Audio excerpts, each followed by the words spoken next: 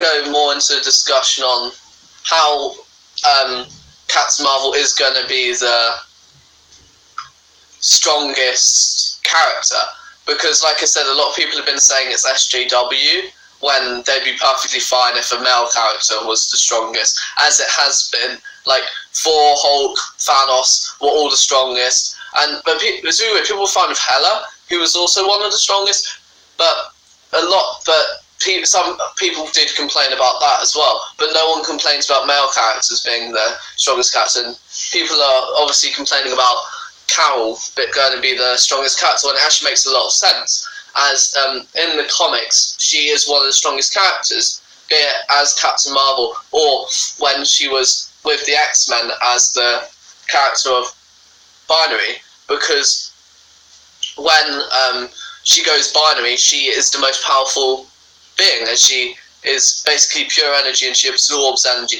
and she takes her power in Binary form from a white hole, which is what creates the universe. So she is, in the comics, one of the strongest characters. So it's really people that I hate saying this when I'm discussing it, but it's really people that don't know much about the character, in the fact that she is one of the strongest characters in the comics, because the Phoenix Force is one of the strongest entities in the comics, and she was strong enough as Binary to hold off the Phoenix Force, which means if she's stronger than one of the strongest entities, she is one of the strongest. Not like if you're looking at other than like gods and stuff like that. She's one of the strongest single beings, mortal beings. That is, she's one of the strongest in the comics. Then, so if you look at it like that, then obviously she's going to be one of the strongest characters when they bring her into the MCU, especially because mainstream audiences probably wouldn't have been able to accept Thor being as powerful as he is in the comics. You haven't had those powerful characters in the comics. People keep saying they want characters to be as powerful as they are in the comics, yet they're complaining when Captain Marvel is going to be as powerful as she is in the comics. They're probably even going to tone her powers down. It's not like, so they're not making her stronger. When Kevin Feige and Brie Larson say she's the strongest character, it's not like they're making her the strong. And then you see people writing their articles, like Breitbart did an article saying Marvel's turning SJW, turning Captain Marvel into the strongest character in the MCU. Yes, when you tone down everyone else, but then now you make it like when they introduce Adam Warlock, they're probably not going to tone his powers down, because after this film, after Infinity War, people have accepted how powerful characters are. So after that, you're going to have your characters like Nova being as powerful as Wonder Man, if they finally bring him in, are going to be as strong as they are in the comics. So then complaining in the past that no one is as strong as they are in the comics, and then when they bring in a character and say she's going to be as strong as in the comics, you then have a problem with it because it's a woman. But if they said they're bringing in Adam Warlock, Wonder Man, and saying, oh, they're going to be the most powerful character because they're so powerful in the comics, and if you take it into the context of everyone else being toned down in the movies, power-wise, then bring it in, and we'll be like, oh, that's cool, finally a character's going to be as powerful as they are in the comics. But because it's a female character, it's a minority of people jumps to the assumption it's going to be SJW just because there's a powerful woman. So, and then people say it's not sexist, they just don't want it being shoved down their throats. But if you don't like powerful women, and it's not even being shoved down your throat, and you're saying a woman can't be that powerful, then that is sexism.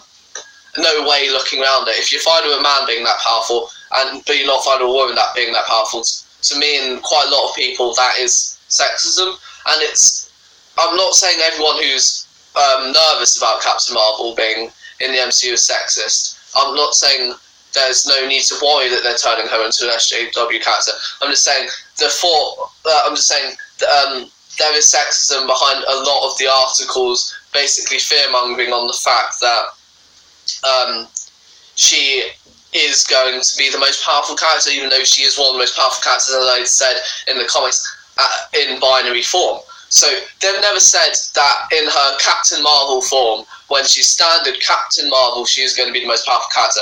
They've said Carol Danvers is the most powerful character they've ever had, probably meaning hero or star of a movie, because Hela's probably going to, and Surtur are probably going to be more powerful. But Carol Danvers being the most powerful character totally makes sense, as she is one that, as if, like I said, if she can hold off the Phoenix Force in the comics, she's one of the strongest characters in the comics. So then, putting her into a film, keeping her powers the same as the comics, they're not toning her powers up, so they're staying extremely true to her power set in the comics. And if they're going by modern comics, they would have toned her powers down anyway, but they're going back to the 1980s with her powers. In the 80s and 90s, her powers were a lot stronger than they are now, because as I said, back then she was getting her powers from white holes, but